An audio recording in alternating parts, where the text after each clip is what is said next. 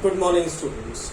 In today's video we will discuss about the remaining topics of the chapter number 4, that is where animals live, adaptations. In the earlier video we have discussed about the terrestrial animals and the adaptations that were shown by the different type of terrestrial animals. Now in this video we will discuss about the remaining type of the animals that are present. The first is the arboreal animals.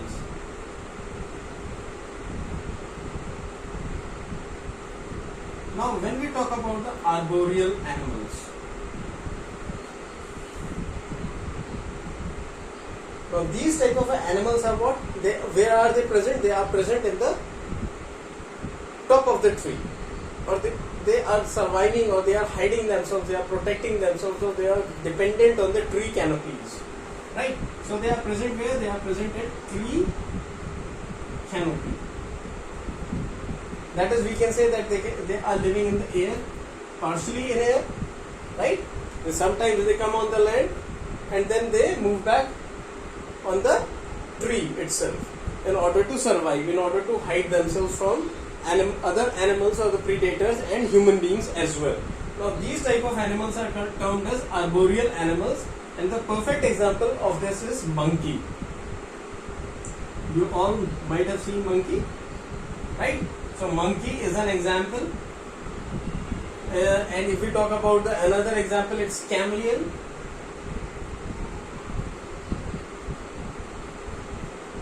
right? If we talk about another example, it is squirrels, etc. So all these are the type of the animals that are living or hiding themselves in the trees, right? They are termed as arboreal animals. Now when we are talking about the arboreal animals, just like the land or the terrestrial animals, these animals also have 4 limbs. We talk about the monkey, it has 4 limbs, chameleon, it has 4 limbs, squirrel, it has 4 limbs, right? But because they are living in the air, there is a constant threat that they might fall down on the ground and die because of the shock, right? So in order to protect themselves, what kind of adaptation they have done? They have done an adaptation in the form of a tail. If we talk about this squirrel, monkey, chameleon, all of them, they have tails with them, right? But if I am talking about a specific type of a monkey, that is a spider monkey. Now this particular type of a monkey has a kind of a long tail. It has a long tail. Now the tail is not just for the balance. Usually when we are talking about the chameleon or the squirrel, it is used for the balance, right? It is for the balance, maintaining the balance. But when I am talking about the spider monkey, its tail is not just for the balance, it is also responsible for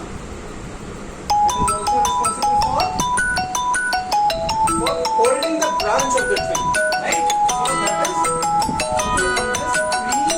prehensile tail. With the help of the prehensile tail, it can use its grip, firm grip on branches, right? So therefore it acts as an extra limb. This prehensile tail acts as an extra limb.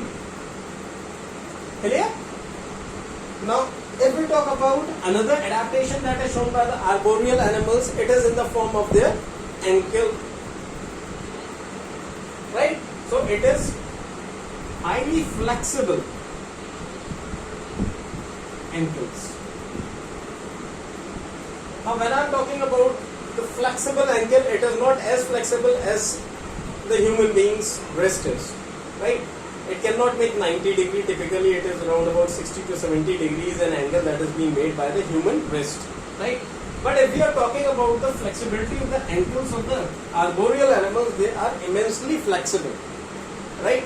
So because of the flexibility, these animals are able to maintain their firm grip or strong and firm grip on branches that prevents them from falling down, right? So that is the adaptation. Now apart from that, if we are talking about the chameleon, it has what? It has claws for strong grip. They have sharp nails as well. If you are talking about the claws, it includes the nails in it also. So these are the certain type of the adaptations that are shown by the arboreal animals. Now the next type of a category of the animals is aquatic animals.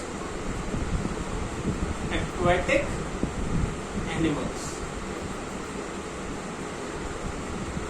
Aquatic animals, students, as we have already learned about the aquatic animals, they are also termed as water animals. Yes, they are termed as water animals. Or those animals that live in water or that survive in water, they are termed as aquatic animals. And the example of that is fishes. Different type of fishes are there: horsefish, octopus, starfish, jellyfish, right? So these are the type of the fishes, and they all are termed as the aquatic animals. Now when we are talking about the, even turtles are the aquatic animals, right? Now when we are talking about the fishes, if we have a diagram, right? So this is the mouth, this is the eye, these are the slits, this is the fin, this is a tail. These are the lateral fins. What are they? They are the termed as lateral fins and that is the lateral fin. Now, if we are talking about the aquatic animals, as you can see here, I have drawn a diagram of a fish here. The primary source, because these are aquatic animals, therefore they are living in water, and for respiration, for breathing processes, lungs are not appropriate there. Lungs are only appropriate for the arboreal animals as well as the terrestrial or the land animals. But if we are talking about the aquatic animals, they have a special set of organs which are responsible for breathing in the form of gills. Now as you can see here, I have drawn 3 lines here, right? These are the gill slits in the fish. Now what happens when we are talking about the fish? Fish is always moving against the direction of the water. This is the direction of the water and fish is moving in this direction. As a result of this, what happens? The fish which has gill slits, they are always open. As a result, water enters inside these gill slits. And we have a gill here, suppose this is a gill. The water will flow over it. Water will flow across it, and all the oxygen that is present in the water, that will be absorbed by this organ for respiration, for breathing, right? So gills are responsible for the breathing of the aquatic animals. Next thing is, if we talk about the tail, in fact it is a tail, not tails, tail, fins, right? So these are the organs that are responsible for giving direction, for maintaining balance, increasing and reducing the speed of the organism, of aquatic organism, right? Apart from that, they have a special organ that is termed as a lateral line. This is termed as a lateral line, an organ that is responsible for the navigation.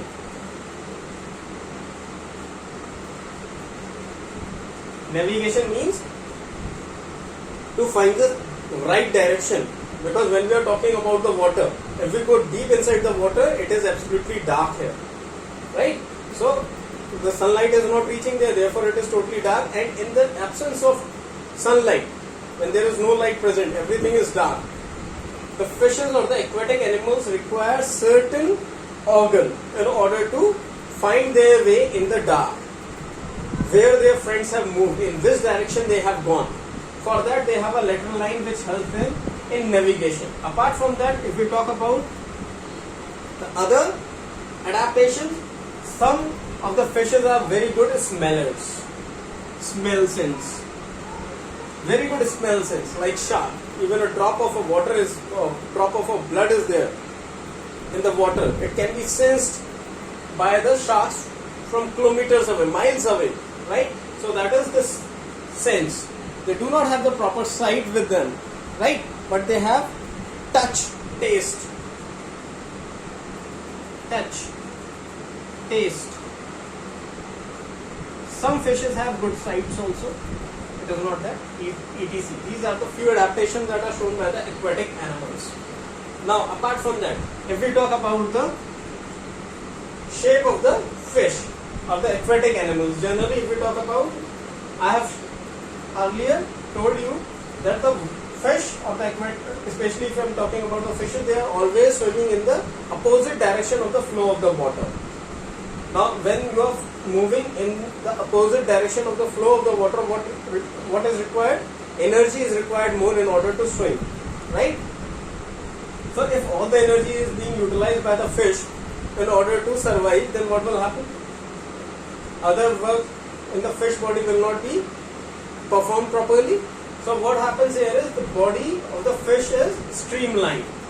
All the aquatic animals, they have streamlined body. Majorly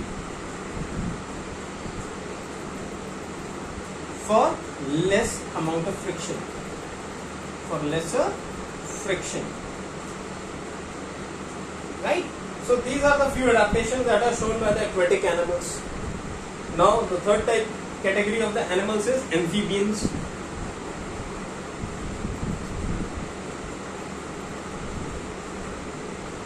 Now those animals that can live both on land and water, they are termed as amphibians.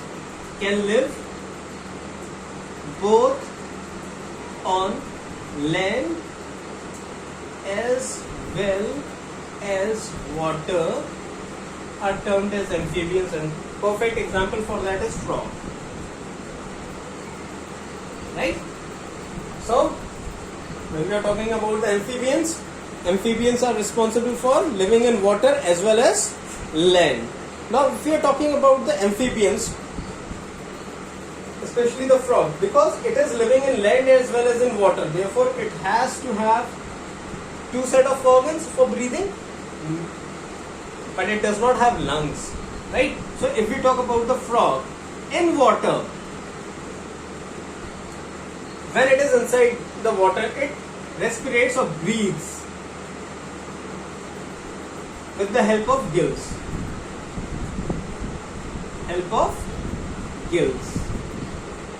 But when it is on land, it breathes with the help of its moist skin. Remember that frog is not moving far away from the water, aquatic, right? It is not far away moving from the pond water. It will be nearby. As soon as its skin starts drying up, it will run towards the water, it will take a dip in it, and then it will come again, it might come again on the surface of the land. So, it always keeps its skin moist when it is present on the land. Otherwise, when it is in water, gills are there for the respiration, right? So, these are the type of the adaptations that are shown by the amphibians. Those animals that are living in water as well as on land, right? Now the next type of animals are aerial animals. Let me run all the other portion first. So aerial animals, as the name itself suggests, aerial. Aerial means in air, right? Arboreal means they are in air, but they are not exactly in air.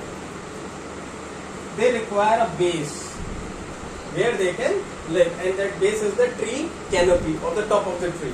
But when I am talking about the aerial animals, they are birds. It can be crow, eagle, sparrow, pigeon, etc. So all of the birds, they are termed as aerial animals. Now if you are talking about the aerial animals, okay,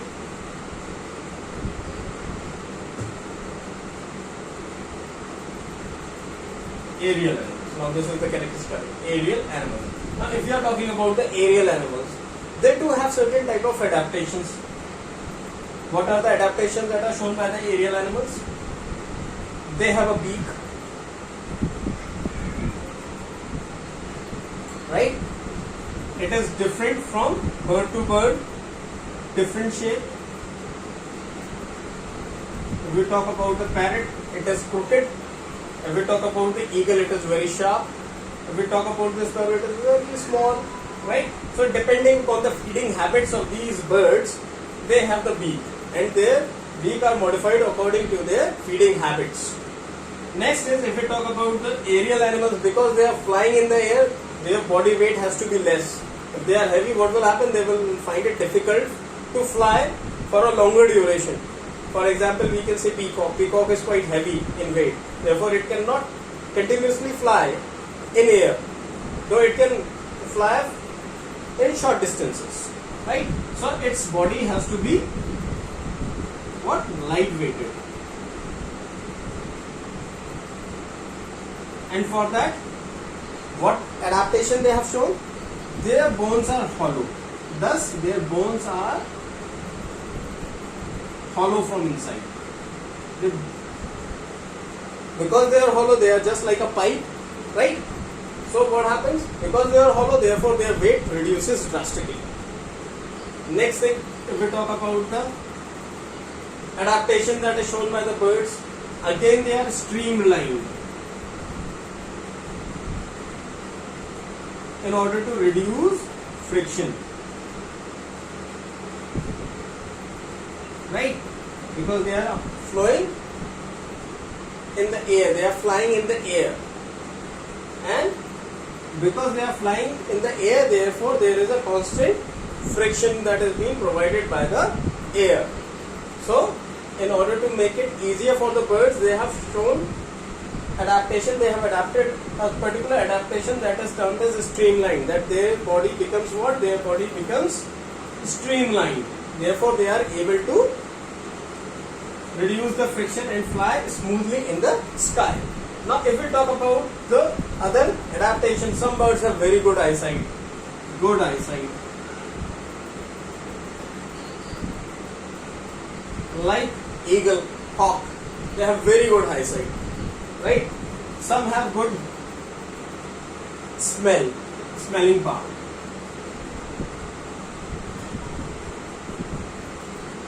Some are very good in hearing. So these are the few other qualities that are shown by the aerial birds. So what are the qualities? What are the adaptations? It is the beak, it is the light weight, and what else? What else is there? If we are talking about, it is a streamlined, good eyesight. They have a very good smelling power. Some of them have very good hearing power as well, right? And in order to fly, not to forget, it is the wings covered with fur and a tail for changing the direction, right? So if the flap of the wing is small, like the sparrow is a very small bird, so its wing cover is also very small. Therefore it can fly long distances, but it has to flap its wings rapidly in order to maintain in the air. But when we talk about the eagle, it will flap 2 or thrice and then it will start gliding in the air. You might have noticed eagle, they glide in the air rather than flying in the air, because they reach at the top of the sky and then they start gliding, right? So these are the few adaptations that are shown by the aerial animals. I hope the video is clear to you. Thank you.